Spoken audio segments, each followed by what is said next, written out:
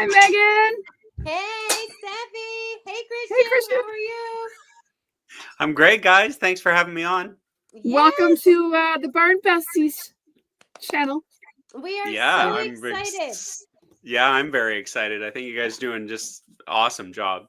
Oh, thank you so much. Well, everybody out there that are our subscribers, we have Christian Lowe here. He is a saddle maker, French saddle repair expert, creator of Christian Lowe Leather Care, host of the Saddlers Post podcast. Correct. Yeah, sorry, I'm not very good at reading that. But we are so excited to have you on and want to hear your story. Like, how did you get started in horses and go from there? Yeah, great. Horses. I don't even remember. My older sister rode, and my parents, really felt strongly. They immigrated from England, came to Canada, and really encouraged both, whatever child wanted to ride, my mom was all in. Let's go. Let's do that. But yeah, I spent a lot of time. We just didn't have the money to do it. The little part that got left out. But back in those days, you could work for lessons. Do some stalls, scrub some buckets, do some farm maintenance, painting fences and all that kind of stuff. And so that's how I pieced everything together. And then when you realize that a career in horses doesn't necessarily have to be done just from the back of a horse. Like, I realized, like, okay, like, talent, opportunity, money, it can only take you so far. And what other things will keep me in the industry. So I ended up started in saddle fitting, and then well, I started in working in tax stores and working for wholesale companies and things like that. And but that's not really, you're selling horse equipment, but you're not really involved with horses necessarily. It's more, you could be working in any retail environment. Um, so yeah, saddle fitting came on my radar as something that, I get to be around horses every day, Mm-hmm. and um, be a, be as an important part of that experience as, say, a farrier would be, or to a certain extent, a vet or something like that. So Well, yeah, it really appealed to me. I think being a saddle fitter is just as important as a farrier. I mean, because that is our connection to our horses. And I sometimes think that it's overlooked by riders that we just, oh, it's just a saddle, but it is our contact point to the horse. So if the saddle isn't balanced and creating pressure points, or maybe it doesn't fit the rider, it's a big problem. And so to me. Um, so how did you organically come to being a saddle fitter? Like, did you meet someone who mentored you? Yeah, so it didn't start that way. I jumped into the saddle fitting because an owner of a tax store that I knew, like, I basically said, "Look, I'm heading to England. I want to find out about this saddle fitting." And at the time, like 30 years ago, saddle fitting in North America was not as common as it is now. And certainly getting the training to do it wasn't as easily as accessible. So, and any excuse to get on a plane and go to England for me was, and, but that's kind of what I feel is like the home or birthplace of saddle fitting. So, I really wanted to get over there and see. And my uncle lived in Crewe, in Cheshire, and there was a great tax shop there. And I literally, again, this was even before faxes. Like, there was, I, I think I had wrote a couple of letters to companies, um, and they invited me to yeah, stop in, but no one had really said like, oh yeah, you must stop in for more than a cup of tea, like stay. And I went to this tack store just because that's the one closest to my uncle's, and had a cup of tea. And the woman said, well, you sound like you're really serious about this. Why don't you just stay here? And I was like, oh, I'm going to take you up on that. So for a 3 to 4 week period, I just stayed there, and they fed me, watered me, and I went out and saddle fit every day. And then when I came back and started working, like it's kind of like, and not a lot has changed, unfortunately. I came back to Canada, had a business card printed, Christian Lowe saddle fitter, and I didn't know. I had at that point 3 to 4 weeks training period. Um, and I thought, oh, my equestrian knowledge will help, but it's not like I grew up having my own saddles fitted, or like I never even owned a dressage saddle in my life. Like it was, so it's quite funny to be predominantly selling dressage saddles and never having owned one or ridden in one. But I quickly realized, like, oh yeah, this isn't something you can do without mentorship. And I luckily connected with someone I knew from my past that was a master saddler. And I said, listen, we came to an arrangement. Like, he said, I can't afford to employ you, but like, I like you. We're going to be a great team together. You just basically, it was living hand to mouth. Like, if I was able to go out to farms and bring back work, then I would get a share of that work. So it was a totally fair thing. And literally within weeks, I was generating enough income just because the demand was so high. So yeah, then luckily I had a really, really good mentorship there that lasted. We're still friends to this day, but um, I was able to be under his wing until um, I felt comfortable going out on my own.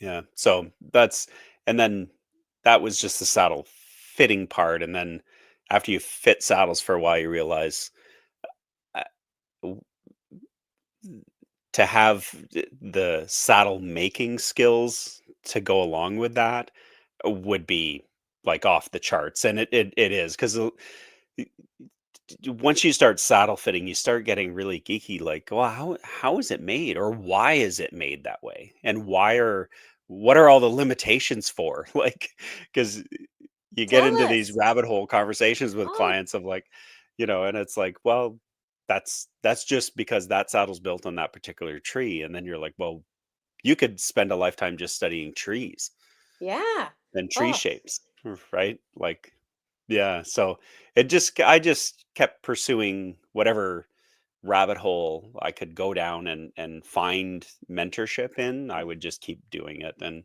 To and when I saw that the industry changing, that's why I decided to really put that emphasis on French saddles, because a lot of English trained saddlers, um the French saddles were this, you either love them or hate them. And I was like, well, the English side of things is getting quite crowded, like, but no one's specializing in this. And at the time, a lot of the French saddleries, their only option was, oh, we'll send it back to France, mm-hmm. like to have it repaired or modified or whatever. And I was like, that's a loophole for me. And I've never looked back since, because it- it's it's it's service better now, but I just felt strongly at the time, like, wow, if you could even corner a little piece of this market, you'll be Yeah. guaranteed work. Yeah, well, it's huge. I mean, because how long does it take to ship a saddle back? And then, Y- Yeah, and yeah, then, like and just if you're using air freight, like if you're, say, FedEx, it's $400 to $500 each way, and then you have the delay of customs. Like, they might say, oh, we'll overnight it, but that doesn't include clearing through customs. So customs going into France and then back into the States or Canada might delay it another 2-3 days, what have you. So And what are some brands, like, what if a Western person's listening, right? Like, just for our subscribers, what are some English brands? Obviously, you don't have to label all of them, maybe three. And then what are three different French saddles? And then maybe explain what is the difference? Because honestly, I don't think I know. yeah, when people, I think when they're saying like, because on the Western side, it'd be like comparing, say, an Australian stock saddle to a Western saddle. Yeah, they're similar, but the construction techniques might be a little different or what have you. But with French, it's kind of implied that like 99% of them are all foam panel. Whereas, say, British or English made saddles, and can't forget about the German, like Steuben and Passier type thing. They're they're built similar to English saddles in that they're typically the panels are flocked with wool, and that's where you tend to have the saddle fitting industry is born out of the fact that that wool needs adjusting because wool is constantly compressing or um, it just needs maintenance more so like on the French side of things where that foam panel and typically the reason someone's going for a foam panel is the foam panels tend to be slimmer, so you're closer to your horse. That it used to be termed close contact saddle, and now I hardly ever hear that term ever. Like it's a jump saddle or it's a dressage saddle, and panel construction. I think even the wool panels now are quite thin compared to how they used to be. But those are the primary differences. Like if you take CWD, Devacoup, and Butte, that's a French company. It's all owned by one single parent company, but each um, each of those brands is made very differently. It's not the same saddle labeled differently, like you know. But yeah, it's just the the style of French saddles. They're built slightly differently, but it's not like they're so radically different.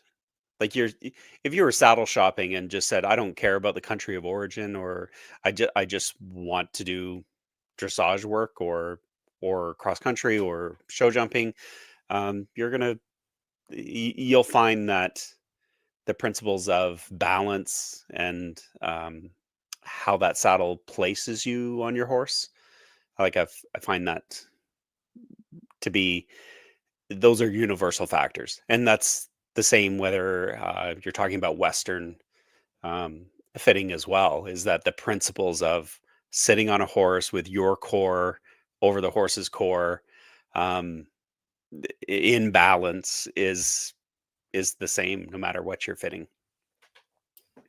So we have one of our listeners or watchers here asked a question. It's our resident wonderful fan from originally from Australia. So hi, Sue. She asked what your opinion are of the Aussie saddles are. Australian type saddle. My experience with them is limited, but I can tell you in the early days, the it was really low simply because everything that I saw was quote unquote Australian saddle in North America was this really horrific, like $300 brand new made, uh, wherever. And it was garbage. And it was I don't know what retailer was doing it, but if someone said they had an Australian saddle, it was typically that. And then you're in it enough years when you realize like you stumble across the real deal and it's like, oh, these saddles are designed beautifully, they fit great, and Yeah, like as long as it's a good representation of an Aussie saddle, I like, to me, if I was a trail rider, like I think about, like, if I was going to be riding today, like myself personally, why would I want to stick with something like, I think it's a perfect saddle, like for people that aren't necessarily competing. Like if you're like, to me, like if I was riding and not competing in a very specific discipline, I would be an Australian saddle in a heartbeat. That's neat. That's really interesting. I remember, and I'm old enough, we'll say, to remember when the hit movie The Man from Snowy River hit, and then Yeah, everybody I knew wanted an Australian saddle. They wanted to ride yeah. in an Australian saddle, and so that, yes, that does date me, but I digress. So I want to No, well, go ahead. yeah, we're the same generation. I just remember getting my first that Outback jacket, like, Yes. and I was like, just thought I had made it in life that I had one of these Man from Snowy River jackets. Yeah, Oh yeah, waterproof yeah, and amazing looking. Absolutely. That's so funny. We all remember that well. But so I want to kind of roll back to you were talking about and this really stuck out at me because I've had some negative experiences on like the foam panels and saddles.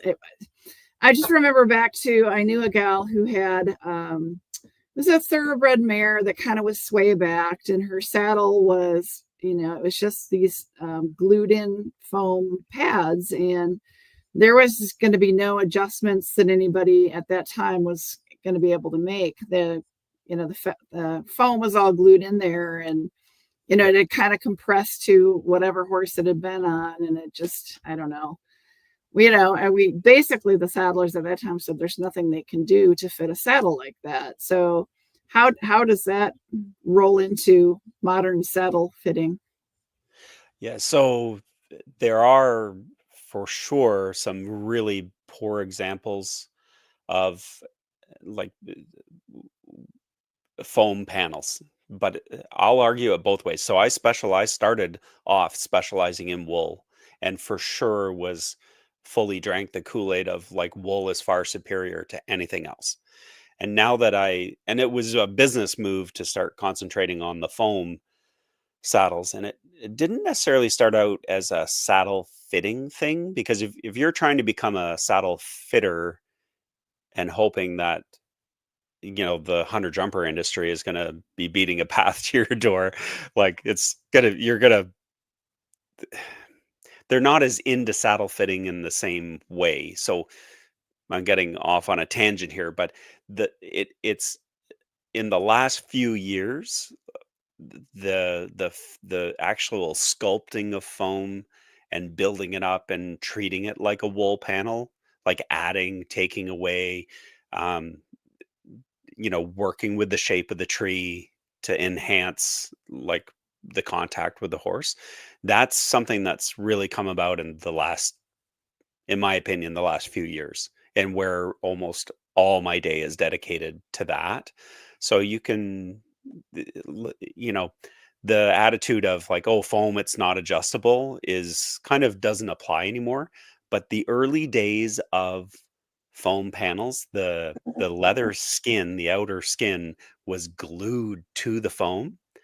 And yeah, I've embarrassed myself a couple of times where I'm like, oh yeah, I can adjust any panel. And then you like go to take it Nope. apart and you realize like, oh, you destroy the saddle. Literally the panel, sorry. So you take the panel off and you go to start peeling this leather back, and it's basically like a sealed unit. And there's nothing you can do. But there's only and I'm not current, but the, the Italian companies, the big Italian companies, I think still do it that way, where you're not adjusting their panels. It's literally like if you want a different panel configuration, you're just ordering a new set of panels, I have a which question. Oh, nowadays, with saddles being so expensive, the idea of ordering a new set of panels is still relatively price friendly. Like it's still worth doing. wow. But yeah. I have a question for and maybe it might be two questions, but how often should you have a saddle fitter come out to reflock the wool? And now I was also under the impression that you cannot change the foam paneling. So this is really educational for me. And then I was hoping you could expound on that. But like, how often should I be having a saddle fitter come out? Yeah, that it's a question that comes up a lot, and there's so many variables. So th- it's it's really important if you're like on the wool side of things. If you've bought a brand new saddle, like the last wool flock saddle I sold and delivered to the client, I said, okay, here's the program we're going to set up. They have basically a teenage horse that is a dressage horse that's not. Um, I was fairly comfortable thinking, you know what, this horse's shape is going to be fairly predictable, meaning having we're not moving up the levels and cranking up our collection, because that is some work that you do, like when a horse is like, okay, he's not a baby anymore, he's a teenager, he's going to work, and you're going to see like, and we have a new trainer and we're going to kick his butts, and that horse is going to change shape for sure. So you would need to say, incorporate automatically saying, you know what, I want more checkups. But with this particular horse and a brand new saddle, um, hi Ridgely, um, uh, the on a brand new saddle, a Wolflock saddle, I tell people you're going to see me more in the next 18 months than you will in the next 18 months after that. Just simply because the saddles, this is the thing everyone's talking about, how amazing wool is and it's far superior. And it's like, okay, yeah, but it needs to be managed correctly. And I'm saying, like, on a brand new saddle, depending on how it was flocked from new, there's going to be your initial break-in period, and it's always going to be like they just tend to end up being pommel low. Like you're riding, and that's where you usually get the call like, I'm so disappointed in this saddle. You know, my horse was going really well, and now he's stuck. And whenever I hear that term stuck, it's like, yeah, it's jamming him in the shoulder. It's just compressed so much that literally that scapular rotation and freedom in the front has disappeared. And then you know, you just need a tune up. And that's nothing to do with saddle fitting, that's fit maintenance. So it's, and always try to encourage people, when you're taking delivery of a new saddle, just book that in. Like, you know, it's, if you're riding 5 days a week, it's probably, if it has to be within 3 months, Hmm. that I first have checkup. I have my saddle fitter come out every 6 weeks. Like that doesn't change. Like I'm pretty like every 6 weeks, unless she has a busy schedule, 6 to 8 weeks depending Yeah. on. But like I'm pretty like I think it's so important because I think even if it is a middle-aged horse, the muscling is changing depending on the phase of your training.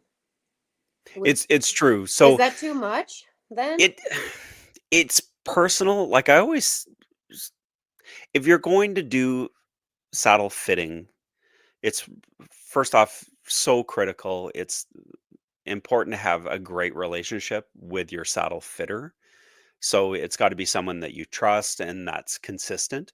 So 6 weeks, the clients that I would see that often are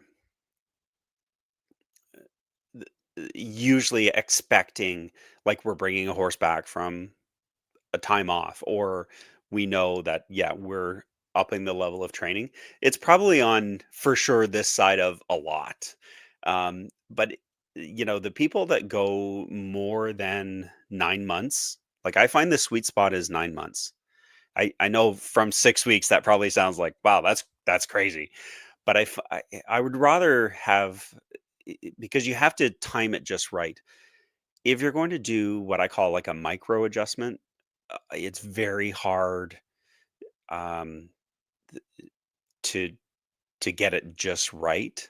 Like, I'd rather have it like, you know what, let's wait another month, and then I have like really something to chew on. Like, but you don't want it to be to the detriment of the horse's performance. So that's where it's personal between rider, trainer, saddle fitter.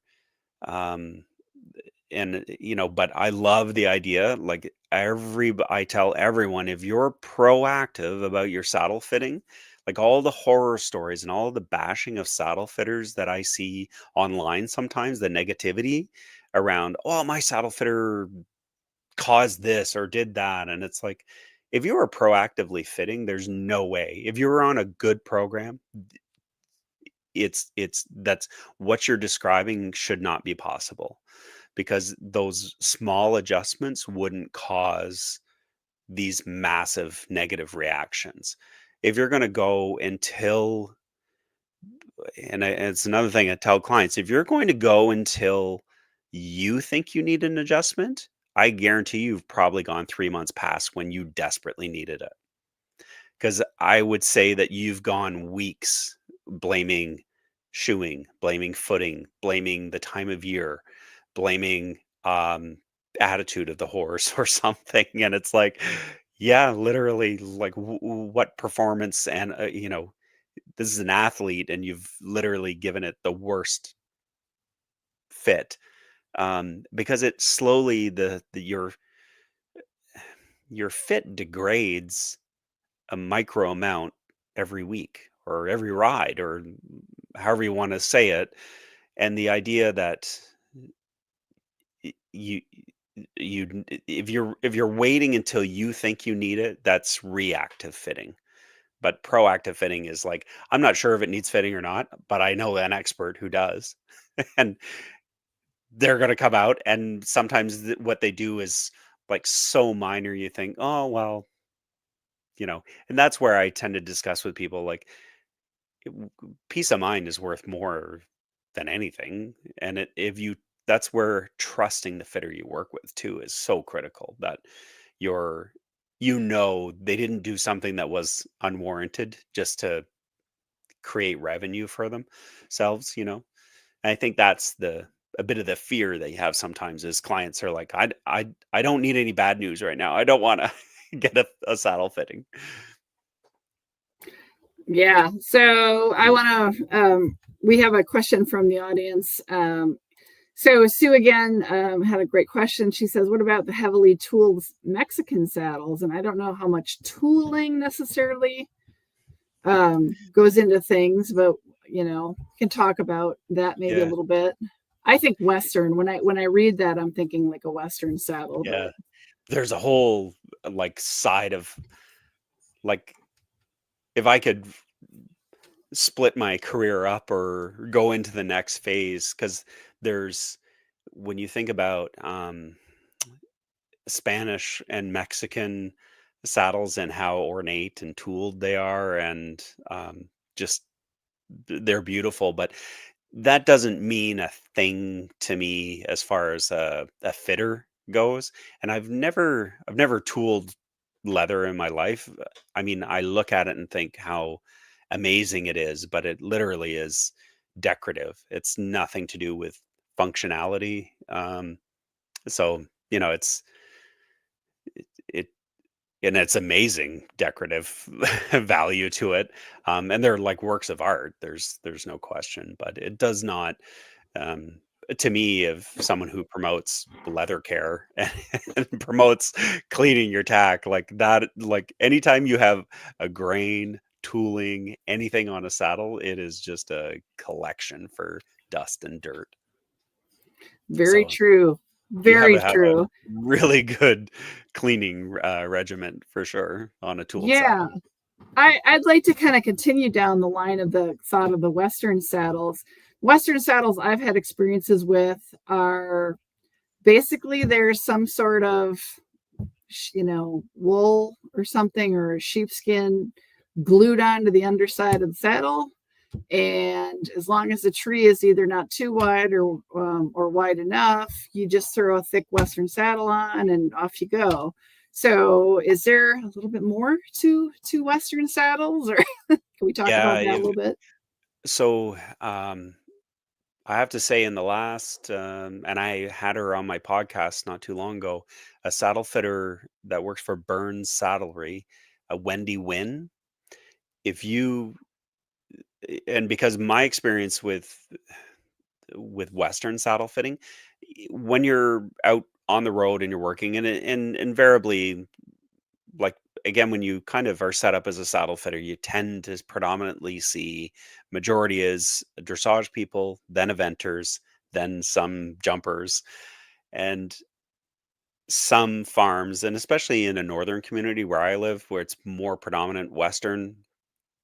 And your experience again, like my early experience with some of the Aussie saddles, is you see like a classically trained saddle fitter, and you look at a Western saddle and you think, I'm sorry, this is like 8 inches too long for your horse. I can't pass this as a fit with a good conscience. And then you start understanding more about the tree fit and how skirts are designed. And I didn't even know, like, there's probably 20 different skirt patterns for like a roping saddle, a ranch saddle, a like, and it just goes on and on and on. But Sure, barrel so racing. yeah, and Wendy is the first person that Wendy Wynn. I encourage people to. She's very very active on social media. It'd be easy to find her, but she is an educator at heart. And yeah, she's trying to sell you a saddle, but when you see the education she's bringing with her as a credible horse person, but also breaking down Western fit into key components. And I message her all the time and say, like, that is, those are principles I wish my English clients got. Especially when it talks about rider setup, like how, and I think, because again, the Western saddle, when my early vision of a Western saddle, and people will get mad at me for saying this, but was sitting in a chair seat, sitting on their pockets, saddle too long for the horse. And but that was my experience, like, especially when you're being brought up in a dressage eventer world, it's shoulder, hip, heel alignment, and then you run into all these Western riders that are like, well, they're obviously not. And then you run into credible Western trainers, and you're like, oh, you could be plunked off that horse onto a tricaner and go in the show ring and not look out of place, because you're riding in a classical shoulder, hip, heel alignment. You're balanced. You're not sitting on your pockets. But yeah, so there's, unfortunately, I think I live in this world of like just English riding, and you realize, like, somebody pointed out to me years ago, like, do you have any idea, like, the size of the Western industry compared to what you do? It's like you're not even a pimple on their butt. You're like, yeah. So it's like Oh, there's, absolutely. We had a really yeah, lovely local to Megan and myself, Southern Wisconsin, and extremely well-known Western horse trainer and renowned judge across the U.S. Yeah, the Western community is ginormous. yeah, Absolutely. And kind of on the discussion of sort of the Western stuff, but it's going to morph into all saddles.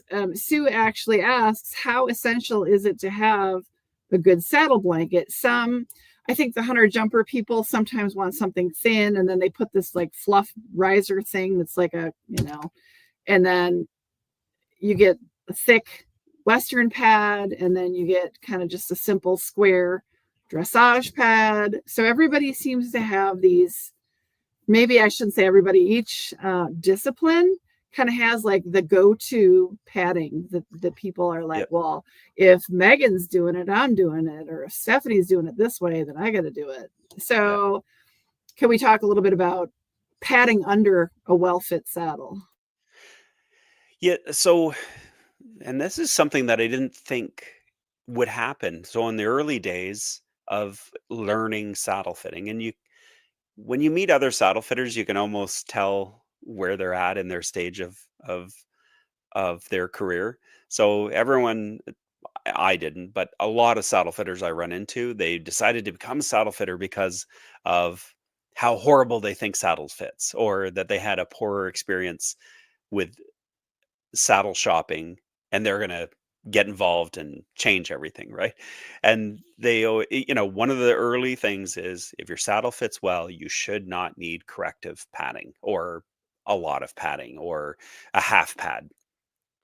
And then when you do it long enough and you realize, when you really start concentrating on the horse's feedback, and you realize some move nicer in a half pad, and some prefer a hard rubber type pad, and some prefer a sheepskin. I was a huge proponent of Numed saddle pads. Um, Sorry, it was spelled Nuumed. I'm not sure if they're still around now. I think they are, but I'm kind of out of the game a little bit. But they had probably the best fitting saddle pad.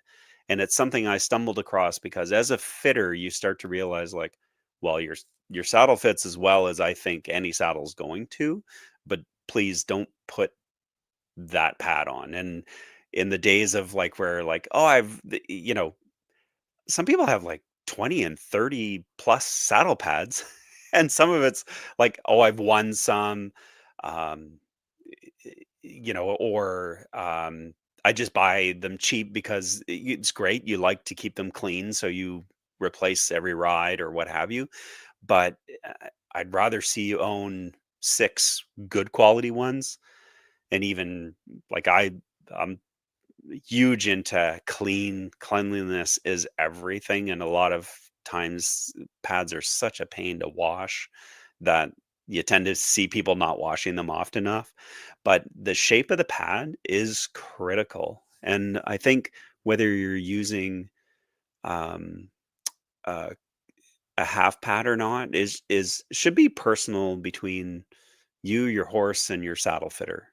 Because a lot of people think, well, I introduced a half pad. It used to be that they would go and drop, $200 on a half pad before they would call the saddle fitter, thinking, I'll just see if this works. And sometimes it's a case of, you get there and you realize, like, actually, the pad you bought, it has that beautiful collar around the back that's very pretty, but your panel is actually sitting on top of it and creating a pressure point.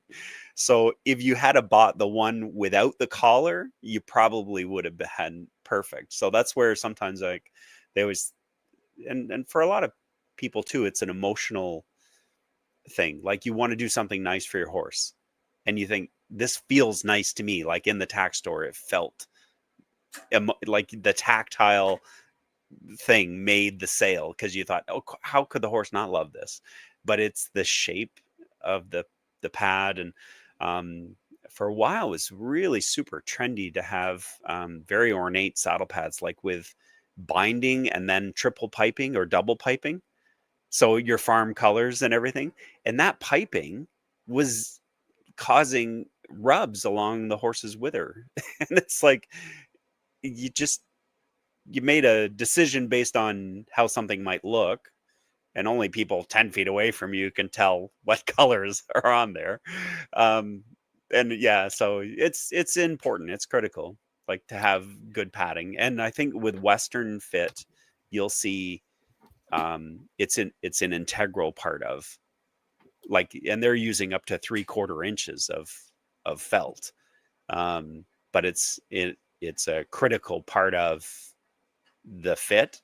And I've kind of incorporated that a little bit into my fitting at the end of my saddle fitting days, where it's like, we're going to leave room for a pad, like thick pad. Because I found that, well, what I broke it down to was, the more A-frame your horse, so Trakehner, Thoroughbred, anything with some spine, no wither, they were happier the thicker the pad. And the more well sprung your horse was, the thinner the pad you could get away with it. But that's just me, a little bit anecdotally, but for sure it was, more often than not, a general rule. and the people having stability issues in saddles and stuff. It's like, look, your horse is so well sprung. Like, get rid of everything and get as close to that horse as possible. Totally agree. And now, for someone as a saddle fitter, what advice or what knowledge would you like beginners, or maybe not even beginners, to know about being a saddle fitter or a saddle maker that we wouldn't know? Like, Great question. You know, it's what I see is a lot of people getting into the industry and they don't make it. It's probably happens in other industries too, but mentorship and quality mentorship is makes or breaks everything. Because what happens generally is most people get to that 18-month, 2-year mark and they give up. It's burnout is part of it. And you see that with young trainers um, and farriers too. And because you're trying to put your financial goals in there as well, and maybe generally I see it as you're covering way too big of a territory and trying to please too many people. And it happens in all vets, farriers, massage therapists, everyone. But yeah, the saddle making side of things, I wish that more people were pursuing it, because there's tons of work. It's super rewarding. But I think what maybe people don't realize is it's more lonely. I want to say lonely, but it's just, if you enjoy your own company days and days by yourself, then it's for you. And I think if you're someone who's like constantly like, oh, I have to be surrounded by lots of people, because the saddle making in North America, it's like, where in Europe you might go and work at a factory with 30 other people and you have lunch break, and and people go out to the pub after work or whatever. But in North America, unfortunately, like, we're all so far apart from each other and everyone's kind of in their own little studio or workshop by themselves. And I think that's the one thing that I would say to people that they might not realize is, yeah, whereas even the saddle fitters, you think, oh, they're around clients all the time, going farm to farm. But again, you spend hours and hours in the vehicle by yourself. And I think it's those bits of the job that, the reasons you got into it probably only make up about 20% of your day. And the other 80 is things that you hate. Like, I didn't realize when I got into this, it meant that I was going to be self-employed for the majority of my career.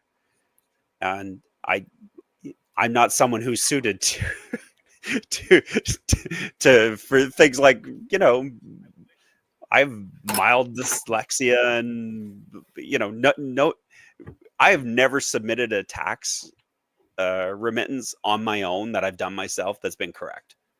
It's like, me neither. so You're not alone. it's like I have to have professional help on all aspects of running a business, and that takes away from your profit. And I find that the people who are successful at self-employed, wouldn't matter what they do, because they love the number crunching. They love the, return on investment, and they have a little account set up for a rainy day, and they have their tax remittance account and everything. And I'm going like, really? That's what you're supposed to do? Like, so it's I think those are the sides of, like, and the fact that what people don't understand is just finding a mentor, someone willing to share knowledge is hard, because a lot of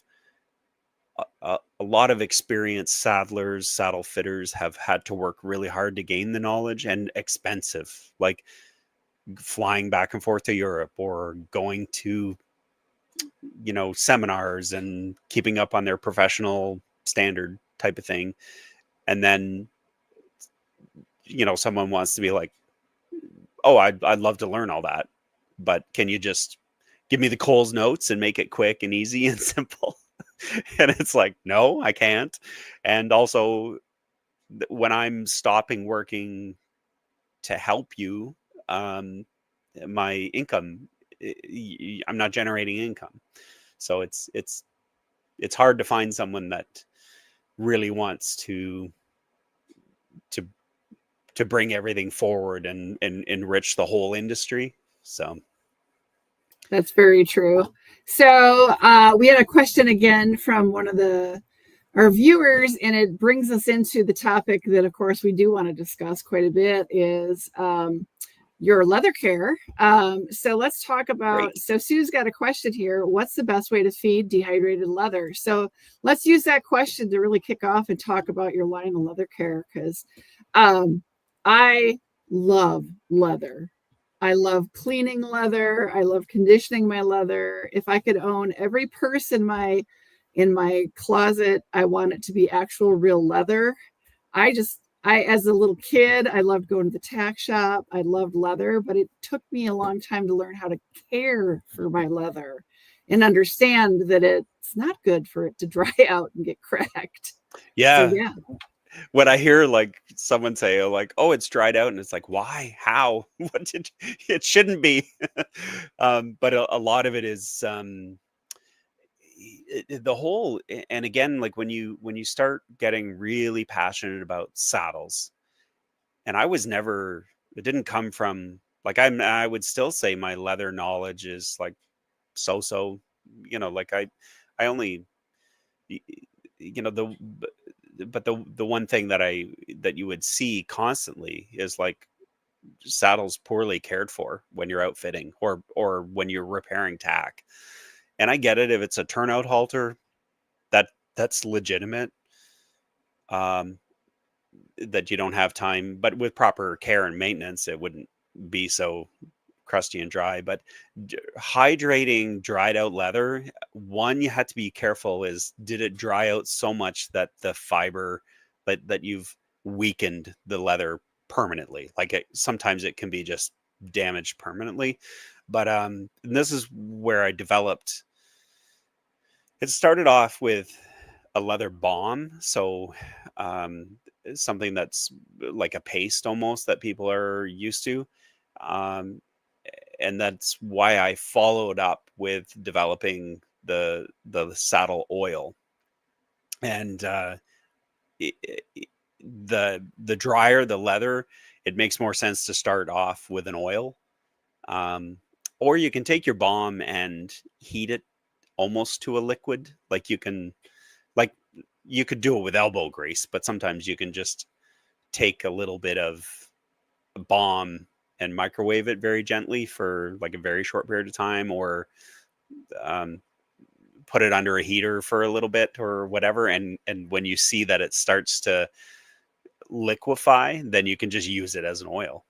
Um, but you have to make sure. I found this the hard way. Containers that a lot of these products come in are not microwave safe. So you will have a big mess on your hands if you assume it is.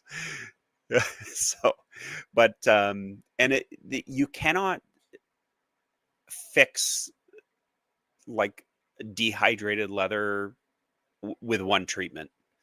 It's literally just put on a small amount, let it absorb, come back, and you keep it at room temperature or a little bit warmer, and then come back and check on it. And you'll find that, especially like English saddles, some leather, like the seat leather, can be dyed a different tanning. It's a different tanning process than the leather on your flaps on some saddles. So literally, the saturation rates or how its ability to absorb conditioner is two different. So you can't just treat the whole saddle as one thing. So you literally have to take your time and just, you want to creep up on on the leather suppleness, and you're just going by its good old-fashioned feel. Okay, this feels like it's supple again.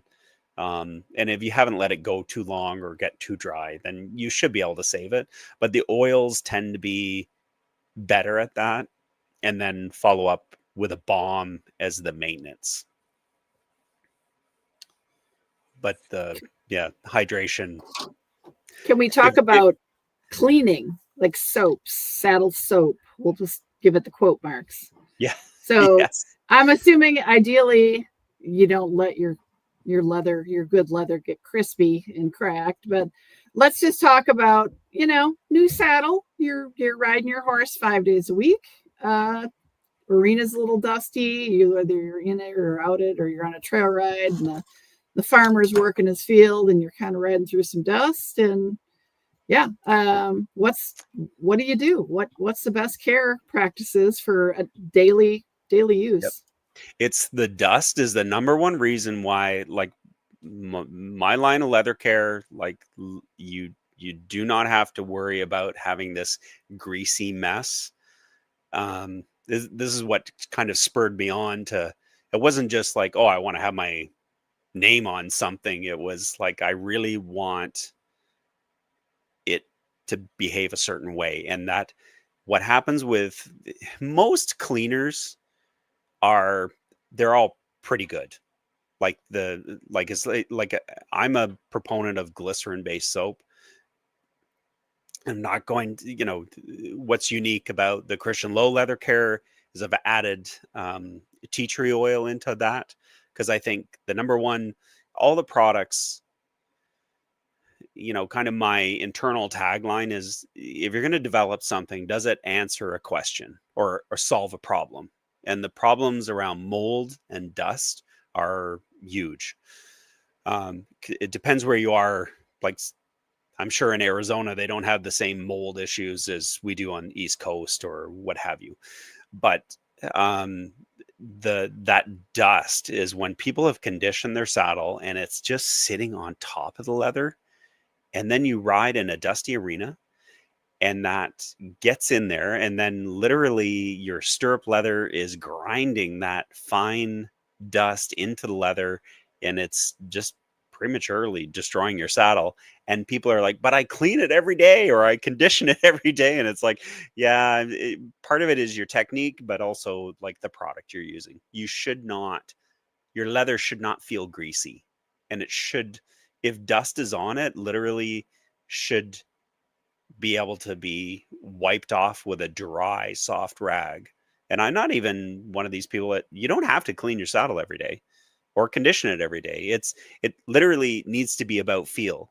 And in harsh winter weather, like you get in Wisconsin and Sault Ste. Marie, and then it's minus 20 out, or it's super cold, and your saddle's spending,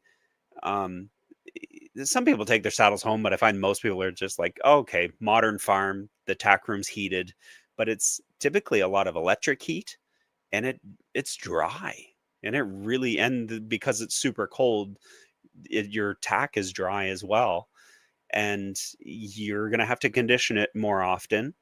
And the arenas are dustier in the winter, so there's, you're just when and it's these short days, it gets dark super fast. I'm sure you just want to go home, but the reality is your tack routine and care is probably going to have to be greater in the winter time than for the summer for some people. But yeah, the literally that dust, I would say you'd have to wipe your saddle down every day, but the idea of having to, say, condition it every day it would probably be overkill, and that's part of why you're ending up with a saddle that's saturated sometimes.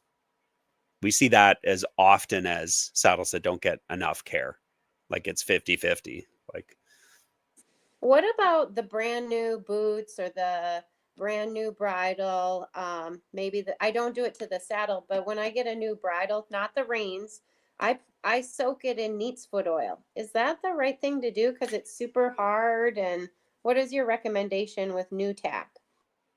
I don't mind that so much. It's some of the leather, like, and again, I use neat's foot oil in my recipes. So I like, to me, the point of conditioning a leather is you're trying to reintroduce animal fat.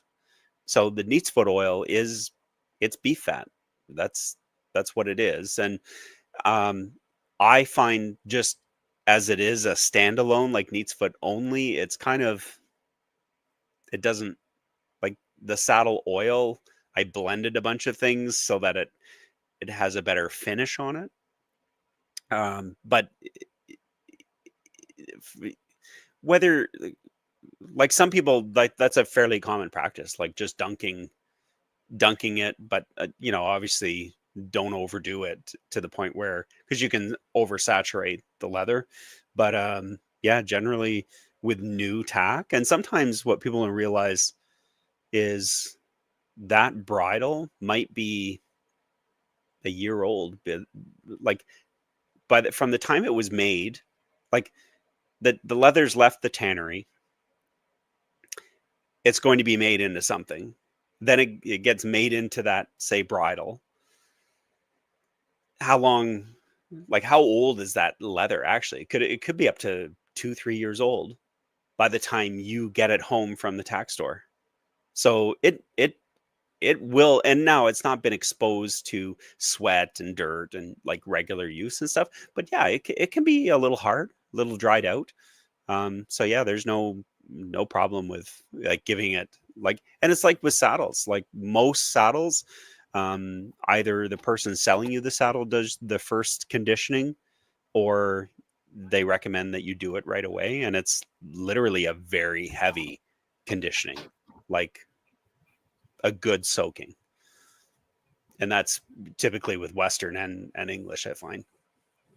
Is there any consideration that needs to be kind of kept in the back of your head, or maybe brought to the forefront of your thoughts for stitching, care on the stitching? I mean, is it good to get in there with a toothbrush and kind of make sure that, all that good, Yep. meaty mask, is, This yeah, this is exactly. Like you can gunk up your stitching with too much product, right? Oh yeah, and you'll find that the dirt stuck, mixed with conditioner, stuck in the stitch lines, and the welt of your of seat, where your seat leather gets attached to the skirt of your on an English saddle. That's a classic area where a gentle scrubbing in there will extend the life of your seat for sure. And a soft toothbrush um, is typically enough. What we tend to find is that you can be pretty aggressive cleaning your saddle, but it's better not to let it get that dirty in the first place. Like, it's just gently use saddle soap with a gentle, soft bristle brush, and you'll get a great result that way. But the stitching, um, I still have, sometimes I hear, oh, it'll rot your stitching. Like, and that's usually when you mention neat's foot oil. And it's like, the, nine times out of, like 99 out of 100 times, that's not relevant anymore, because saddles are made with thread that is um, nylon, but also UV rated. Like that stitching, the only reason it's going to wear out is because of abrasion, like your boot rubbing against it, your stirrup leather rubbing against it, mixed with dirt will expedite that. But you're not going to harm your stitching from your care routine. But Can that was you? something Yeah, go when ahead. we were kids. Yeah. Like cotton stitching rotted and broke easily. Yeah, I still get told that. Um, but can you talk about your products? I am familiar with them, but maybe our subscribers aren't. And I'm actually, the one product I'm not familiar with is actually the helmet and boot spray. But then I want to hear about any of the products that you want to talk about. Yeah. Sorry, I'm losing my voice here. Take a drink. Take a time. So just happen to have some product here. So I consider the line to be 4 core products: the saddle oil, the liquid saddle soap, the leather cleaner, which is a solid soap, and the leather balm, which to my knowledge is still the leading selling um, product out of the whole lineup. And it's something that I spent an enormous amount of time perfecting this formula. And it is a blend of just a few simple things, but it's the ratio of those products like lanolin, beeswax, neat's foot oil, and tea tree oil. It's got to be just blended just right in the right ratio so that you don't end up with the goopy mess on your saddle. And literally you can use this product and you can snap your fingers. It's just not greasy, yet it should be. It's really nice. So those are the 4 core products I recommend when people are like, do I need all of them? And I tend to be like, yes, because it's awesome by lots. But the saddle oil and the balm, they're both conditioners, but I think a good conditioning regime, you're using both those products throughout the year, not always like together or whatever, but I tend to find that the balm is your maintenance, but the saddle oil is great to have on hand, because there's a couple of times a year where if it's been really dry out, or your saddle, you got caught in the rain, you've dried it out, you've let it air dry, and it's that deep penetrating conditioning is what you want, and the oil is the best way to do that. But the liquid saddle soap versus the cleaner, which is a solid form, the cleaner I tend to find is more handy in the tack room, and the liquid saddle soap is perfect for your ring box. You don't need water. You can just spray it on, wipe it off. Yeah, go ahead and get a drink.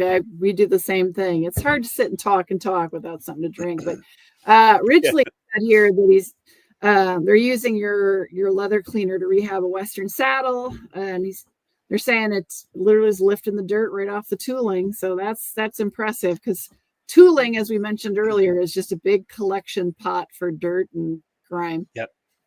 Yeah, I'd love to see more Western, and thank you, Ridgely, for chiming in. Ridgely is like a very gifted, wonderful saddler in Pennsylvania. And it's funny when you're introducing someone to your products. Sorry. Take your time. I've had the same problem on many of the live stream where I'm like, I can't talk anymore. Last week I was so sick with a cold that I couldn't have done this anyway. So anyway, but when you're introducing your product to another professional, and for them to come back and say, this is the best stuff I've ever tried, or I love it, yeah, we'll continue to use it, is a big deal for me. And it's because I feel like, yeah, there's so much on the market, but I still felt I wanted to develop something, and it was needed, because I think a lot of the products out there, yeah, people could have a better technique, but some of the product is just going to gum up your saddle no matter how you use it.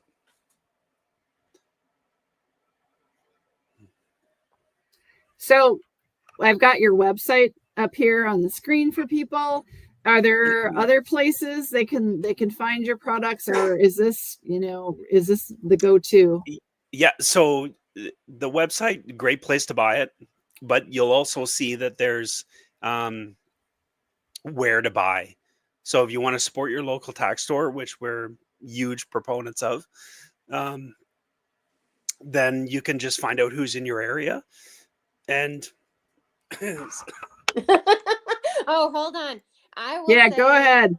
I'm going to go will, ahead and mute him, let him cough. yeah. Hey, I'm gonna put in buy it from the Distinguished Rider.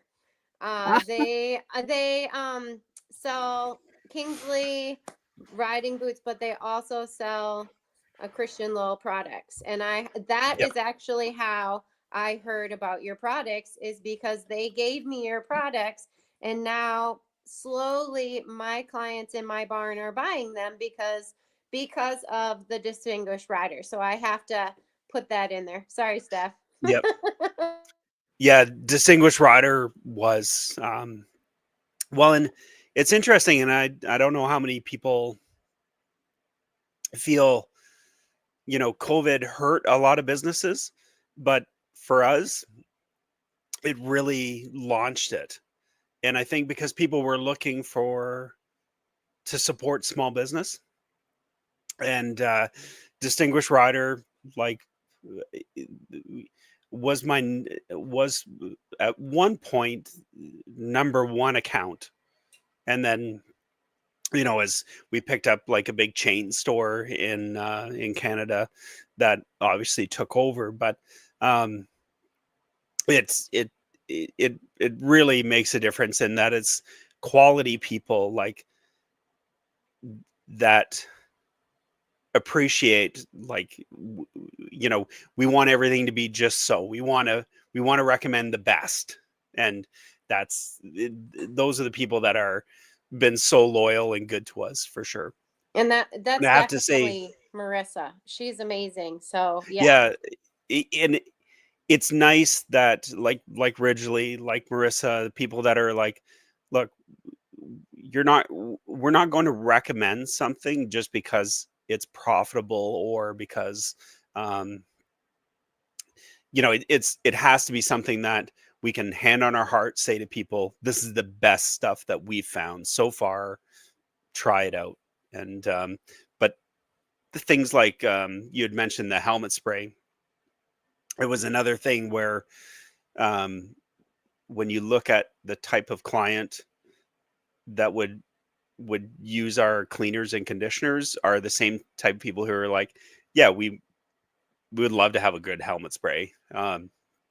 But Erica Allen, who's, last year I sold the company to Erica, who has just done an amazing job with, um, and again, my comments about being self-employed before, um, it, I I really really felt strongly like I want this company to succeed, and these products to get as much international exposure as possible. And it takes, good people to get it over that next hurdle. And I felt like, oh, okay, I've probably taken this as far as my business skill set can. Um, but and then Erica really perfected the helmet spray. It's boot and helmet, correct? So Yeah, is sorry. it a cleaner? Is it a deodorizer? Is it all of the above? Or It's a deodorizer. okay, And it, and you can use it on your car seats after you've been hauling your horse equipment back and forth to your lessons or whatever. Or it's just, the ingredients in that just break down those microbes that are causing the smell. the But funk. yeah. Yeah, that's Sorry. great because Yeah.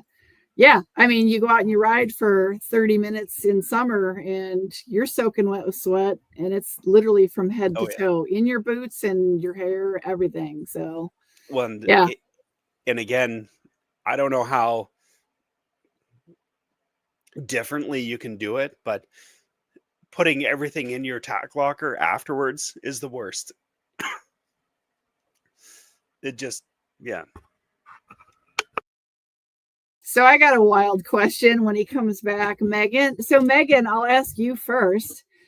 The recent trend, I guess I'll say, patent leather tack, patent leather boots.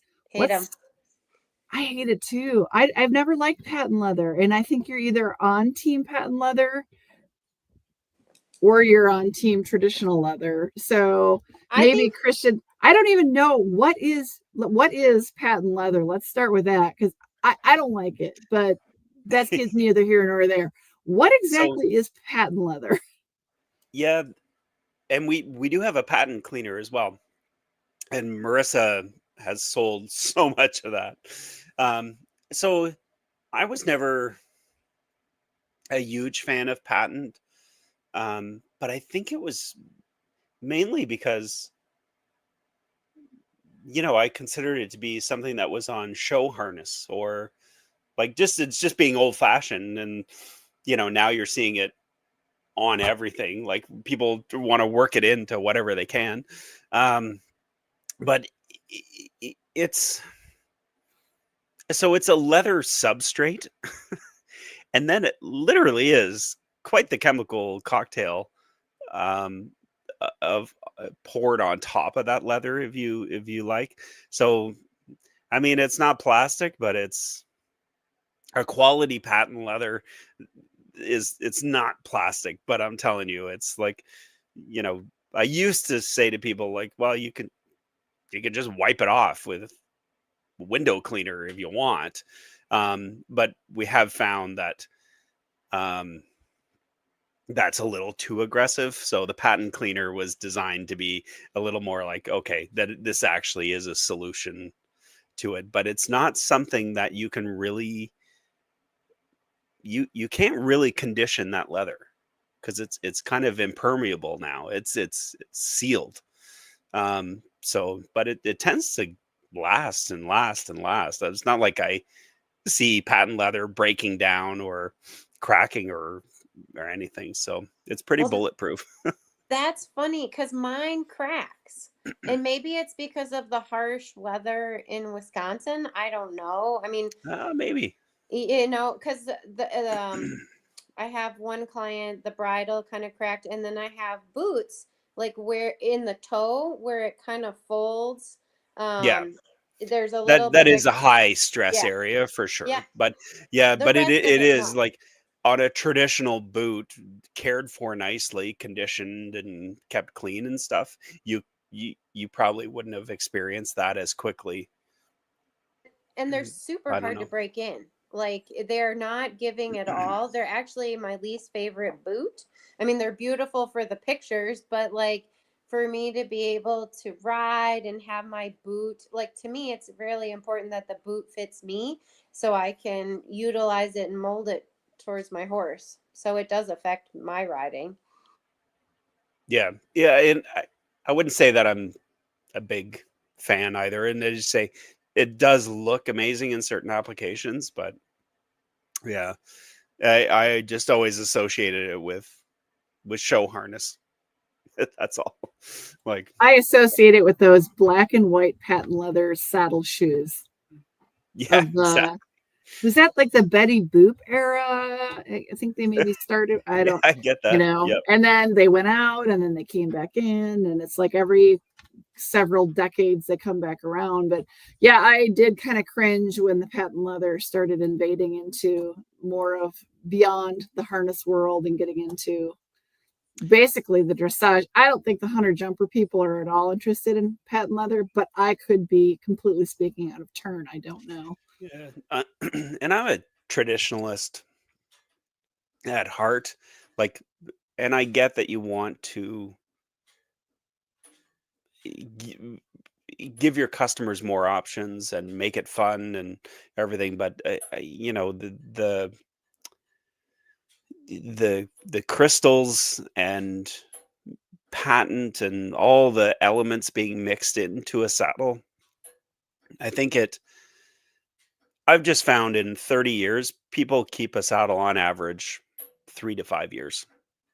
So they're trading it in. They've got a different horse. So whatever the reasons are, I'm telling you, like, people just don't keep a saddle for 20 odd years as often as they used to. So when you're making something that's very trendy, or in the moment fashion, that's an expensive item that you're saying like, "Oh, I hope when I go to sell it that it's still trendy, or that somebody shares my taste and it happens to fit their horse." You really are, I think, limiting its resale value, which isn't why what you're thinking of when you're buying your brand new saddle, but No, no.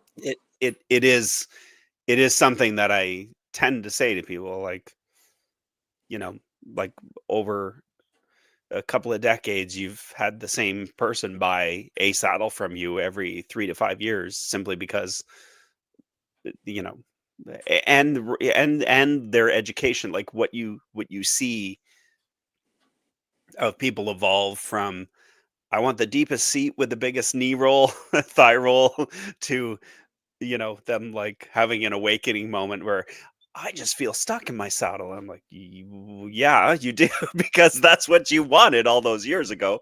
And now you've got to the point where you want your seat. You don't want to be stuck in your saddle. So there's loads of reasons why people switch saddles. And it's not necessarily just, because they're tired of the look of it. It's for technical reasons too. Can But we, that's where I'm like, keep it basic, yeah, simple.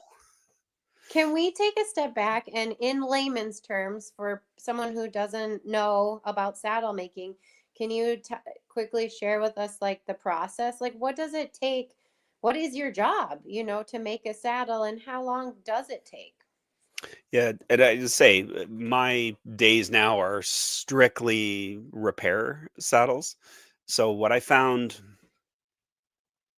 the the going from saddle fitter to, I want to know how to make saddles, to, I think I could do, like, I want to sell my own saddles. And you really are spreading yourself very thin at that point. And I've found in my life, like, the more simple I can keep things, I'm happier, I can service people better, but also I've just mastered, uh, one or two simple things. I found that's the key to success in life for me personally. Whereas saddle making is, you have to be good at saddle making, but you also have to be really good at deciding what to make. So you're y- you're making a custom saddle. So the expectation is what you deliver is going to answer some very specific problems that that person was having. And they've waited 12 weeks possibly for you to deliver this saddle. And expectations are very high versus, say, having something in the truck, that, try a few saddles. And if you have an aha moment in one of these saddles, buy it. Just just buy that, because it's not like waiting 12 weeks is going to make that aha moment a guarantee, or any bigger or better. Like, it can be a little addictive for people with, especially clients that do regular saddle fitting, and you get that little bump of, like, I've got my old horse back, and they think that can go on exponentially. uh, and it's like, no, no, no, this is the level. We've just brought you back to that level. But the saddle making, so you're starting from, uh, a tree. I'll grab a tree. I think people might find that interesting. Ooh, Megan, this is exciting. I love getting into the nuts and bolts of this because it's fascinating. We could talk for hours on this. All the different trees. You're muted, Megan. Let me unmute you. Oh, no. Okay. You got on. Okay. Megan and I were, well, I was talking and Megan was muted, but yeah, we're super interested in seeing this. So this is, um, a tree. Now this is actually a great. So this is a classic, U frame. People talk about, hoop tree is a very common term now. So this is something made in England. All of my saddle maker friends will know this code here, BB3. It's very much a very common tree for short, wide-backed horses. So that's what you're starting with, and this is where saddle making is like, okay, but what are you going to make your saddle on? And this is where having saddle fit knowledge, because this decides everything. Like if this does not fit your horse like this, just basic, with no panel on, this has to be the same shape as your horse. It's that simple. But a lot of people try to get clever and say, well, if I shim it here, or I play some party tricks, we can get it to fit. Or you have people that ride a horse that desperately needs this, but this, what we call the twist, they're like, but I need a narrow twist.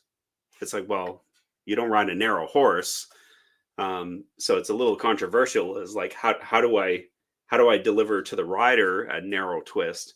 And that again is like a saddle making technique where you're like, okay, how I build the seat on top of this can help. But this is the next stage, right? So this is a tree, and now it has some foam on it. So the seat's been built up. But this is where a saddle maker again can influence this curve here. I'm not sure how much I can only, my screen looks this narrow. So this is where that deepest part of the saddle comes in, and that has to correlate to where you want to sit on the horse. So that again is like, there's saddle making, and then there's saddle design, and the actual technical. You can make a great saddle, but if your lowest spot is, say, to the rear, and now you're permanently sitting too far back on your horse, even though your saddle quote unquote fits, right?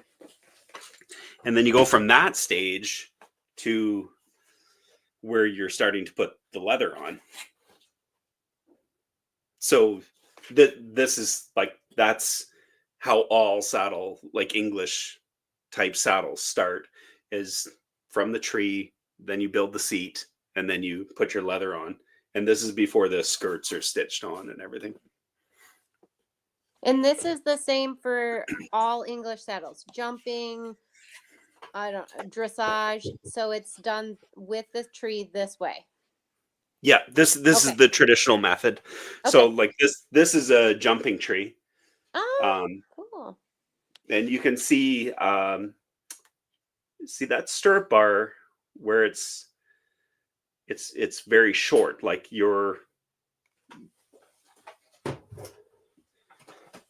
versus, say, on this, which is a dressage saddle. Can you see the throat of that stirrup bar is deeper?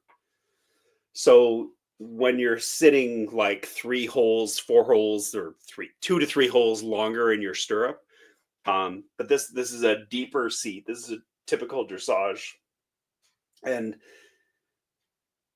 so your stirrup leather, we've moved you further back underneath your seat. Whereas, say, in a jumping saddle, and you're like coming up, and in a 2-point, you're going and moving your weight up over your leg. Kind of basic, simple about that, right? Whereas if you had so that again, as a saddle maker, deciding what to make, and with these little details, and it's just 1.5 inches. I think it's 1.5 inches difference in the stirrup bar length. But that's, those are just the basics of that, where you're starting your saddle making, and then from there you're putting your skirts on. And I've got all kinds of parts laying around, but yeah, it goes from there. I think there's a lot of people see who if I can show you something else. A lot of people may have never ever seen a tree, so that was really awesome.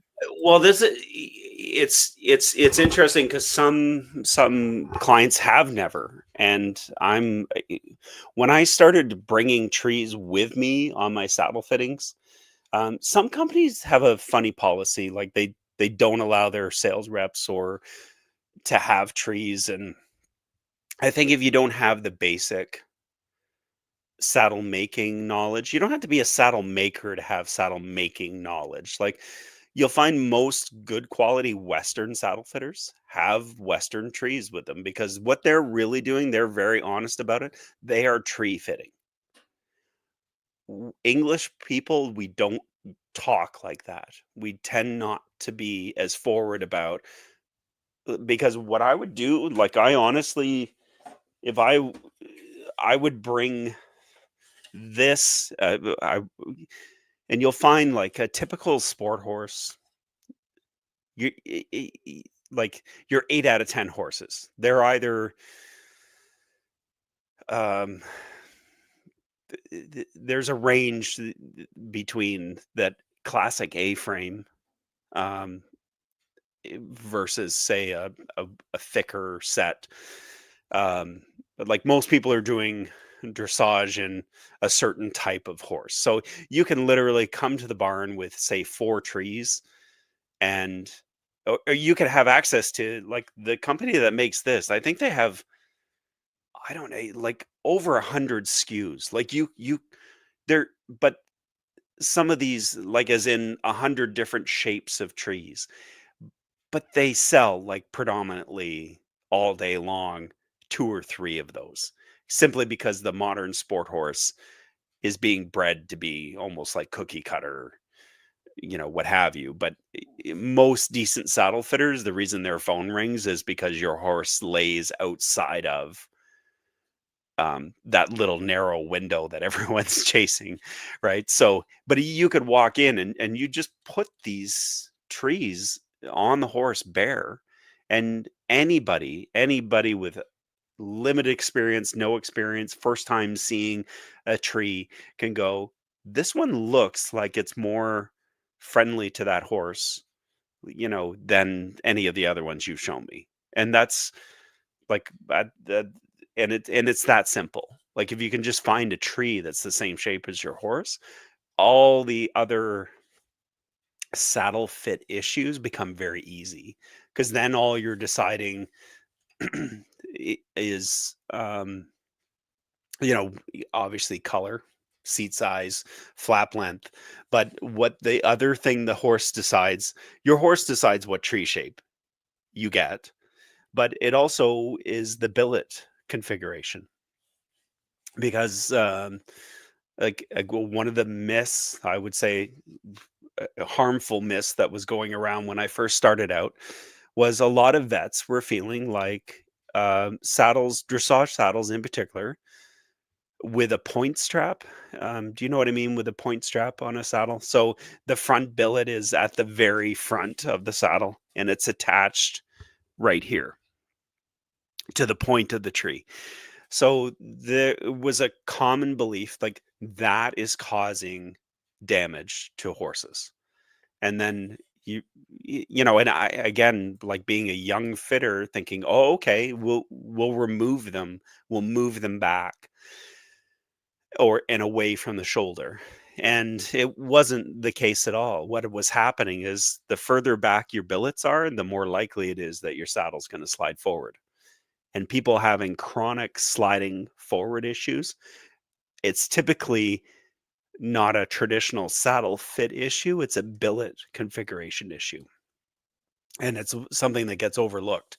And again, that's where saddle fitters with base knowledge and base skills are going to say, "Look, I've fitted this 6 ways from Sunday. Like it's we're we're we're doing our best to mitigate it sliding forward." But and sometimes, like when you have more confidence on saddle skills, like you know what, I'm going to move that and make that billet line up with the horse's natural girth channel better. Um, then you realize, like, oh yeah, that's it made the problem go away, and the saddle now it quote unquote fits, but it also is more stable. I went off on a tangent, I think. I love it. I mean, because there's so much to it, and you know so much more than I do and Stephanie. And we It, have. Oh, go ahead. yeah, and it literally is. Those are things that I wish, like, I really had to piece together my education, but I learned better anyway by um, experience. So do something, I got this reaction. And the one thing I think with fitting, and I think probably as riders, you guys can appreciate, you're dealing with, there's no absolutes. There's no, like your conversation on with your bit fitter was really interesting. And I was like, that's so similar to, there's something that typically works most of the time. And it's one of those things where, but you have to be open minded. You have to be like, this might be the 1 in 10 times. And it's that's what I find again with fitters who are in their first, say, 18 to 24 months. They don't realize when they're in the 1 in 10 times versus the 9 out of 10 times, because they've been told like everything must be this way. And occasionally, like, I've never been embarrassed about being wrong. So Yep. I sometimes I show up and say, I don't know. Like, I approach every fitting like it's my first day on the planet. What Yep. happens if we do this? What happens if, what reaction do we get if? And it's literally just circling around. Because and we've all experienced it with, you'll hear people say, oh yeah, the vet had the horse diagnosed before he showed up and he was wrong. And it's like, yeah, because you assume like, yeah, this is a colic all day long, and it turns out it was X or Y, right? And if I always try to just show up and go, yeah, like, I'll just start fresh from the beginning and go down my checklist of what ifs, and but I never get bored or tired of going, yep, Hmm. this was, I could have just gone straight to the answer, but there's that one time where it's like and that's how I felt I built a reputation, was Hmm. that nobody else saw it, or you got to that answer quicker because you didn't skip anything on your checklist. So you're and of you know just being thorough, and but also being going, yeah, this might be one of those times where it's not typical, it's atypical. Well, and the horses and the people don't read the saddle maker books, Yeah. they're just who they are, and sometimes it might fit for someone but it doesn't for someone else, and it's okay to be wrong as the professional. I found that a lot of times people's expectations of me is high, which thank you, I appreciate that, but I can be Yeah. wrong and it's okay. And I think it's important for us to be okay with being honest and like, yeah, I wasn't right, let's figure it out. And I love your attitude of just, it's a fresh, like, I'm that way with every single horse, it's a new day. Like, yeah, with this Yep. 4-year-old they could circle today, but guess what, we don't have any steering today. I love that. Thank you for that. Great Yeah. advice.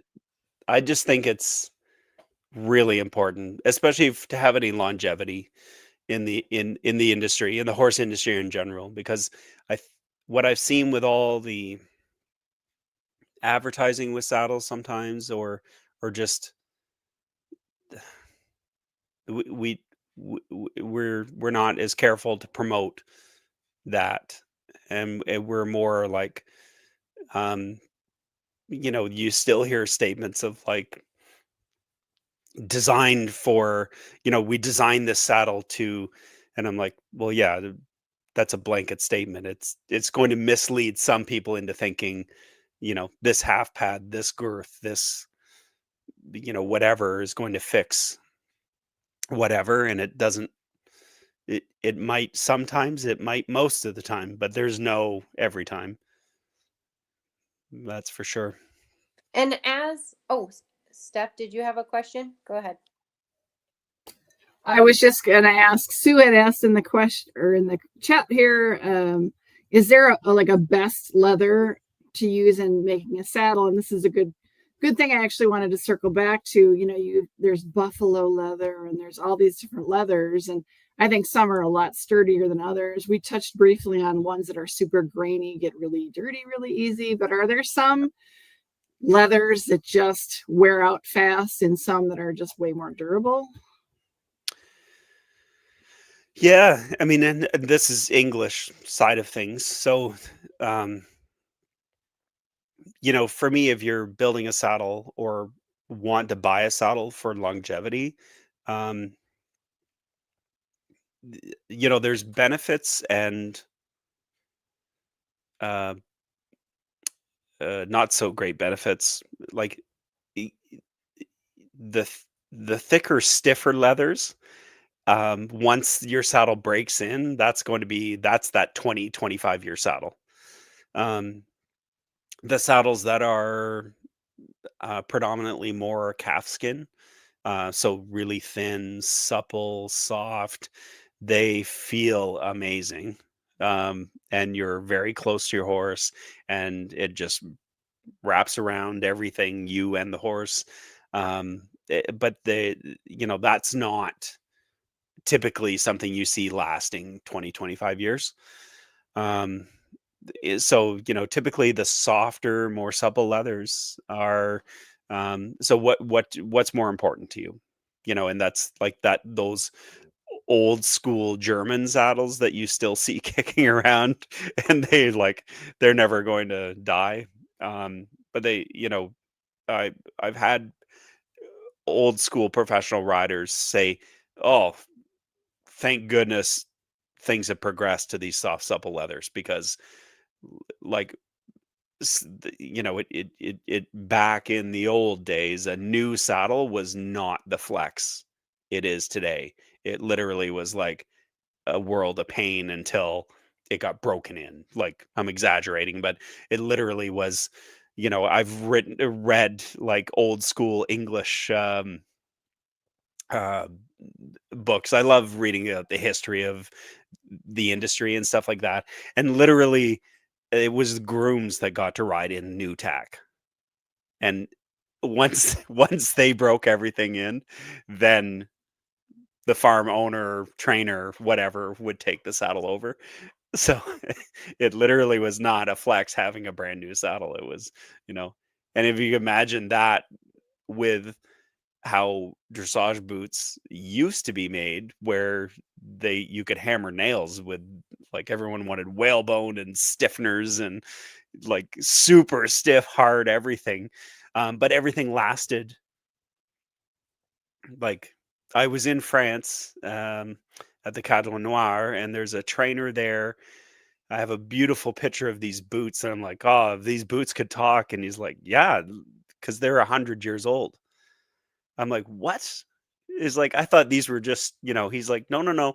When I started at the Cadre Noir as a student, there was a trainer retiring, um, and he had bought them secondhand." So they literally, yeah. And they were beautiful, beautiful. I don't use them anymore just because they have too much sentimentality and whatever, but they're 100 years old. And I just was like, you have to be telling me, spinning me a yarn. But, for sure, there's, but modern leathers, we got the suppleness. Yeah. There's a little less longevity to them, but I think the upside is you've got something you can use right away, and cared for properly should last. But yeah, I think when people talk about types of leather, typically, most modern saddles, it's a mix of the seat leather is chrome tanned and the flaps are vegetable tanning. And those are terms I think most people are fairly familiar with, but they have different properties. Because your seat leather, obviously, you want to be supple without cracking and things like that. So Well, I'm calling yeah, Marissa and Jessica and demanding 100 years now for my boots. Just yeah, kidding. yeah. And I don't Just think. kidding. I'm I just mean, kidding. yeah, yeah. And it's it was incredible to me. It was so magical being in France anyway, but just with the riding history there and stuff, and then you Yeah. know, literally sitting in a 400-year-old house talking Yeah. about 100-year-old boots, and you're like, "Oh, okay, yeah, this is just not a North American conversation we're N- having typically, right?" Not Yeah, even close. And so yeah. I have one more question. So you're repairing and you're fitting. Um, as a, let's say, a new client, I call you up. Do I call you up or do I email you? What should be my expectation of the appointment and how long the repair? Because sometimes people are like, "Well, I get Prime; it should be here in 2 days." Like, what? Yeah. What is realistic, and what pressures do we put on saddle fitters? Yeah, so I'm just going to speak in generalization because I'm not putting myself out there as a fitter anymore. Um, but um, I sometimes and from the repair side, because I now work for a large company, all the repairs have to go through kind of their office and it's scheduled. So I'm just here to spread philosophy of quality fitting, quality repairs, and so on. But I think expectations from a fitter, yeah, like I again, whenever I hear um, something about a fitting, like someone's negative experience of a fitter, or they say like you'll see Facebook posts like, "I'm looking for a saddle fitter," and that's I do recommend people like go by referral. Like if you're new to fitting or if you're not sure how to like if you've moved barns or you're whatever the reason you're looking for a new fitter, and a lot of people are like they're right off the bat they're like, I don't want any brand reps. And it's like s- you shouldn't think like that. You're just looking for a quality professional with good business ethics will not sell you something you don't need. I always tell people be pay more attention to what you're buying from someone, or sorry, who you're buying from rather than what you're buying from them. Because if you just want X brand anyway, then fine, phone that rep up and you're gonna get a County or a Custom or a Albion or whatever it is. But if you're looking for that long-term relationship with fitters, one I tend to say to people like the fact that the person that they're telling you they only fit by clinic, like, is in they're trying to cover the whole country and they only come in um, certain times a year or when there's enough demand, you have to decide, okay, they might be the best fitter, but I need to get 20 people together before they'll even come. And I need them now, and they're not even available for another 6 to 8 weeks. And then I have people who say, yes, I'll take a fitting. But then when you go to get the deposit from them for the fitting fee, they're like, "Oh, I changed my mind." It's like you have to decide, okay, what's important to you, and if service is important, that maybe someone who's more local, who like, and I find like the barns where the clients that I have at a farm with a resident trainer, and that trainer is really fussy, like, just the classic dressage trader who's like, "Oh, no, and the fact that you're having someone out as frequently as you do, Megan, means your clients benefit from that as well. Because maybe they only want to be on a 12-week cycle or an 18-week cycle, but they know I'll hit you up next time because I trust that you're going to be here regularly. And the fact that you come back every 6 weeks or whatever the frequency is, it's because it's a good professional relationship, and it means that that fitter is excited to come back. There's no drama.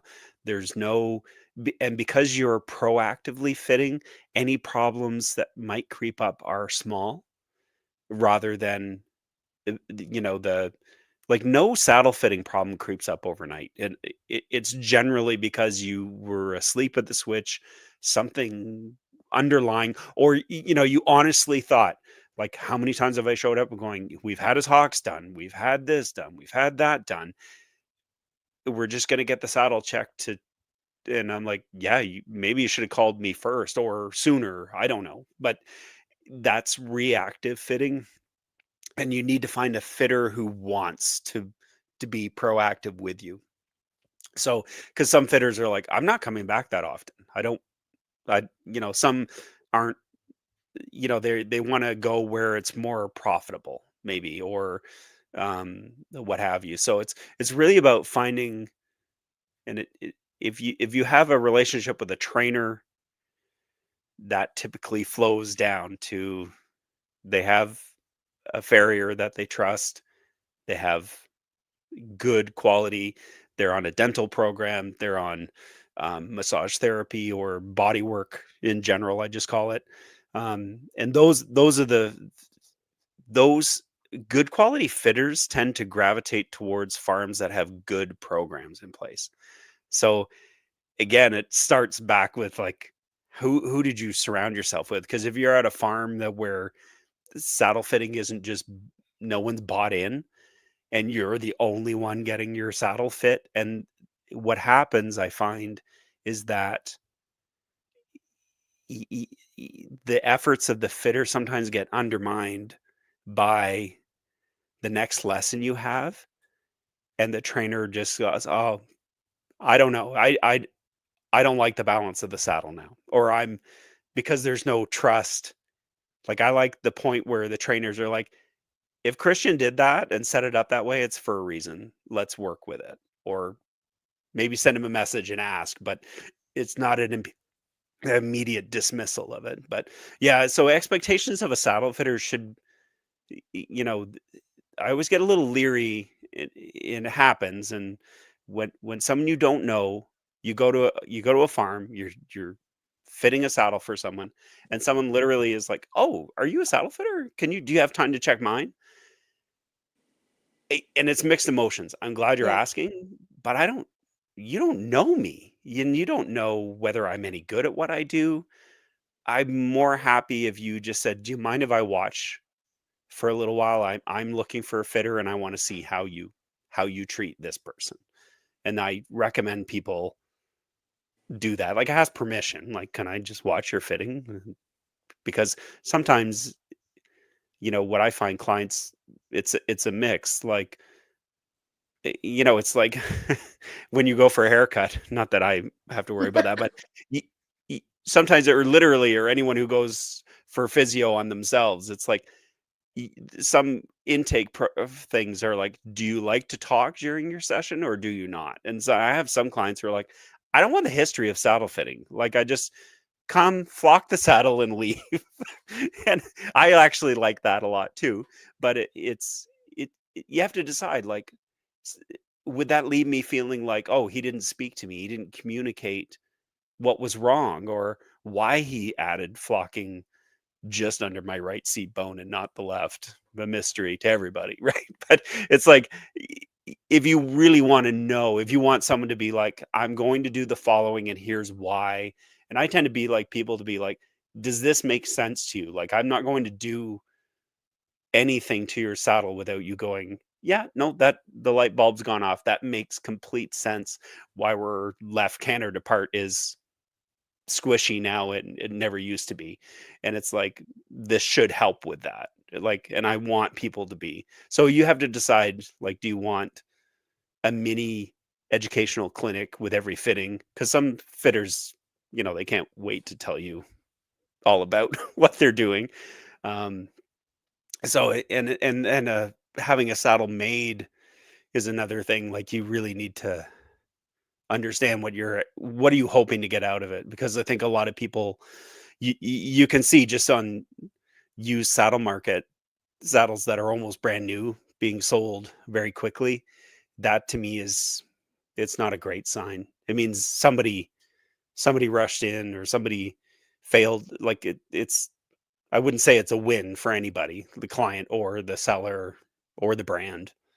So it's really important to be very, very clear. Like, when I take delivery of this saddle, I'm expecting something special. Like you're usually trying to find a solution to a problem Yep. Yep. and get it out in the open, clear. I've been having back issues, performance issues, comfort issues, and I'm expecting this to solve that. Um, and at least the saddle maker, seller, fitter is like, okay,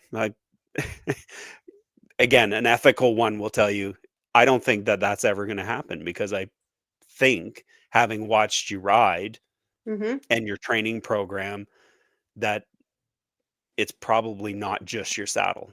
And those are hard conversations to have, but I'd rather people not be disappointed, Oh, I so, and that's setting expectations is number one. I love it. I have a great working relationship with my saddle fitter. I think we're going on 10 years.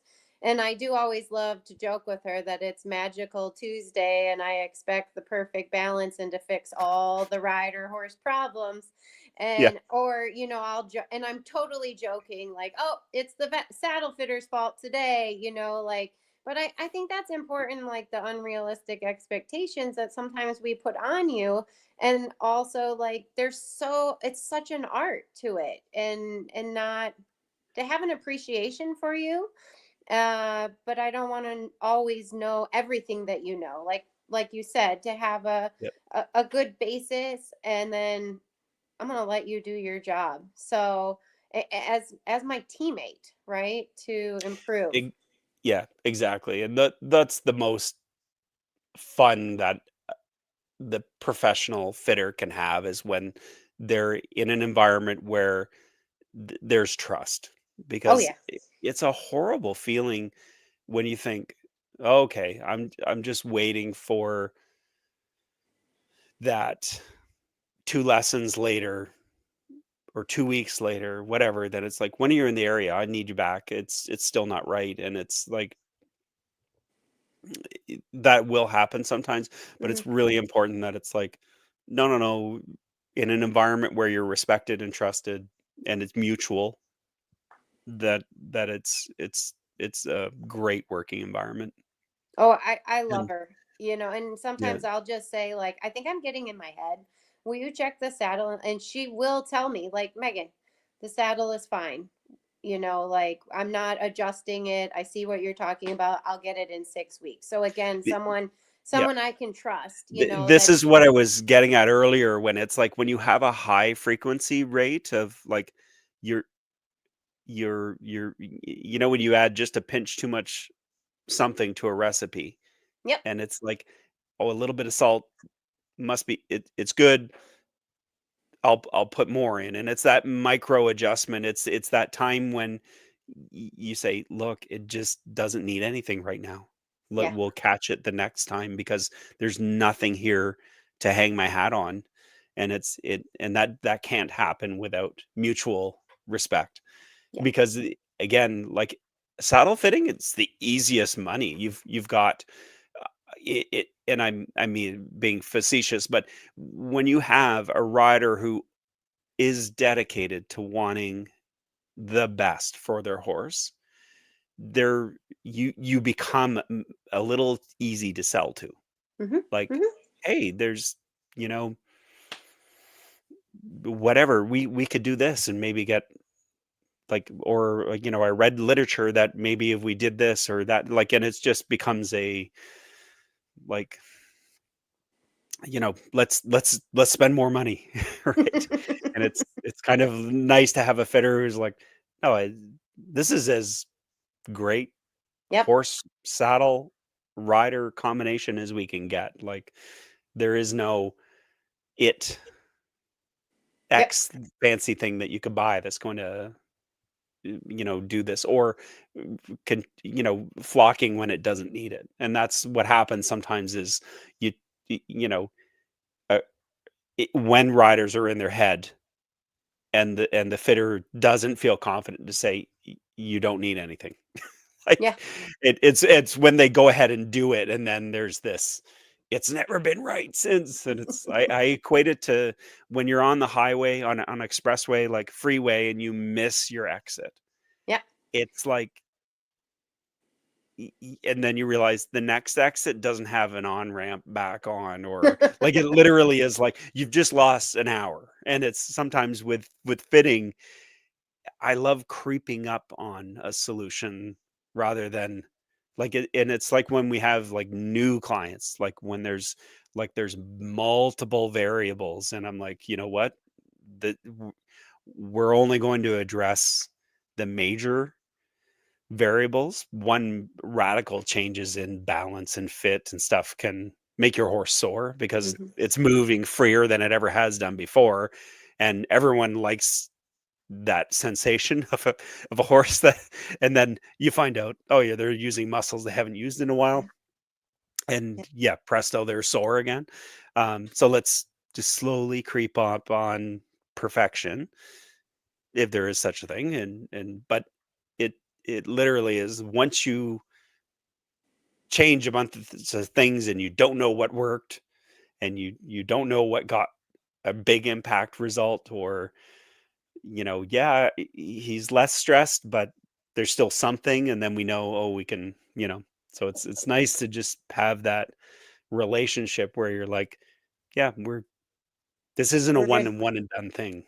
Yep. Keep it simple. Well, on that note, we have talked your ear off for about 2 hours, and I can't believe that. That's awesome. I know it has been 2 hours, and I sure appreciate talking to you. I still have 1,000 more questions, but I think we are gonna let you go, and Yeah. I can't thank you enough, Stephanie. You I agree? absolutely have 8 million more questions, but this has been long, and we appreciate you giving us 2 hours Yes. on this. We really do. Well, It's and I appreciate it too. Like, I love talking about this, but also, getting to promote some leather care as well is a nice thing. absolutely. And I love, you know, what you guys are doing. I think it's awesome because I think there is you're paying it forward maybe, but the sharing of knowledge or just experience, because the horse industry needs more people talking, more people sharing about, hey, I can save you thousands of dollars because I made this mistake, or unless you have, I just love the fact that you're doing that, and it's desperately needed for sure. Well, thank you. Thank you all for all of your support. And I'm going to stay in touch. And maybe in the future, we'll be able to have you on and twist your ear off and make you talk for 2 hours again. Yeah, hey, Yeah. anytime, I'm up for it. That'd be Thank great. you. Thank Yeah. you so Awesome. much. Yeah, we Awesome. really appreciate it. Have a great night. We've got your website out there. Flashed it on the screen a lot. It'll be in the description as well. So Awesome. Yeah, I thank really you so appreciate much, the support. Christian. All Yeah, it's right. great meeting you. I loved this. This is awesome. So Yeah, have a great nice. Right. night. Easy to talk to, guys. All right. Ciao. All right, bye. Bye. Megan, we can make it quick, but anything you want to let everybody know about Callie? You're getting ready to come home. We're packing away, and we'll have a lot of shorts, maybe some lives on what this road trip will bring us. Hopefully, this road trip will bring us easy, Less flat smooth. tires. Yeah, easy, smooth sailing. We have tires. I just got an oil change. Yeah, so we're just getting it all ready to go, and we'll definitely keep you posted. When is our next live? I think we have a tentative on the 31st. If we can make sure that happens. Okay. Both ladies have been away, so I just want to make Okay. sure they can still do it. Otherwise, we got to get some April booking. Yeah, I'm starting to work on the schedule. I have a lot of people that I have contacted that I'm We're busy in April. we're very busy in April. We're going to be We're at the hoping to Midwest live Horse Fair. stream, right? Yeah, Midwest Horse Fair. Gosh, that'll be exciting. So yeah, we're hoping to go ahead and I don't know. We'll just gonna play it by ear, I think, right? Well, you came up with the great idea of live streaming. And so my business, Lindenhoff, it has a booth, and AV, our Mr. Cameraman, who is also a personal trainer for riders, we will be having a booth there and live streaming what's it like to be at a fair, promoting yourself, talking to people. I also, as long as flu, rhino, whatever kind of disease doesn't spread, I will be at the Midwest Horse Fair. If it is strangles or something is spreading because it is the season, I won't take my horse to the fair. But I think we were talking about having videos and discussing like what does it take, because it's just like show prep. It's a little bit different because it's an exhibition. There's long days, very long days, and talking to a lot of people, and the prep for the horse. The horse has to be there the entire time. You can't bring him home. That is the Right. rule of the fair. So I think we were just going to share what it's like to promote yourself at a fair, because that is the biggest thing when you are an entrepreneur. It's only you promoting yourself. So I think I'm excited, but I'm dreading it because I have done these types of things. It's exhausting. it is exhausting. And then I found to have a booth and riding a horse is absolutely insane. Yeah, you're crazy, lady. You're crazy, lady. Yeah, and we were going to interview some of the entertainers. Also, Yeah. I want to interview like, hey, what about these people who actually put on the fair and all the volunteers, right? Because they're unsung heroes for us to enjoy shows and exhibitions. So I'm hoping we can shed some light on what it's like to be them, and maybe we could thank them. So, yeah. So we have lots of ideas.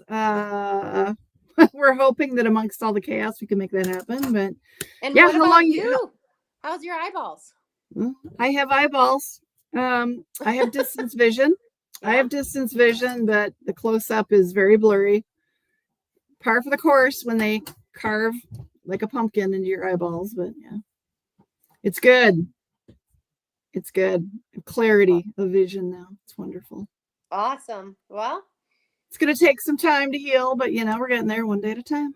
Yeah. We want you seeing things. We got to go see more things at more barns and talk about learn more things, share more knowledge. Yeah. Absolutely. Save people money. Absolutely. So, well, let's call it. It's been a little over 2 hours, and I think everybody's going to be ready to go do what they got to do. So thank you, everybody. We appreciate it. Make sure you subscribe. Would appreciate hitting the like, right, Megan?